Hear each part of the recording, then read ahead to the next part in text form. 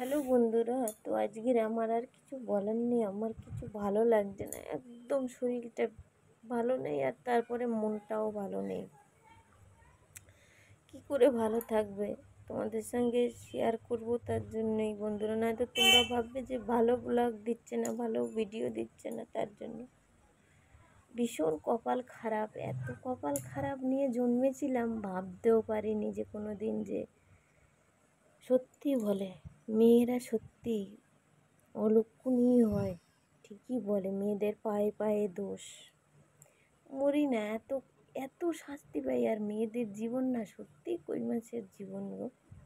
আমি এত ভুগেছি, তাও কিন্তু আমার মরণ নেই।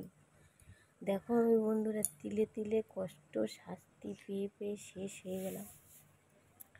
সবাই যায় কেনাকাটা করতে, এখন পূজা এসছে, আর আমার মতন মানুষ কি কিনি জানো? ওষুধের চিন্তা করতে হয়, কখন কোন ওষুধ খাবো। আর যে ওষুধের দাম না, ওষুধের যা দাম, কিনতে কিনা মাথা ঘুরে যায়। তারপরে অনেক কেঁদে কেটে চলে এলাম রান্না করতে বন্ধুরা। যাই হোক, আমার বর কাঁচকলা এনে দিয়েছিল, ডাল বাটা আলু দিয়ে কাঁচকলাগুলো মেখে নিয়েছি ভালো করে, গরম মশলা আদা জিরে বাটা সব কিছু দিয়ে।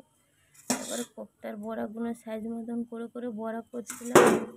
এই রেসিপিটা আমি মাকে দেখেছিলাম করতে, কিন্তু আমি মায়ের থেকে খানিকটা মনে রেখেছি, সেই রকমভাবেই করার চেষ্টা করছি। তো তারপরে আমার কোপ্তার বড়া ভাজা হয়ে গেছে, তারপর তোমাদেরকে খেয়ে দেখাবো কেমন আমি রান্না করেছি বন্ধু।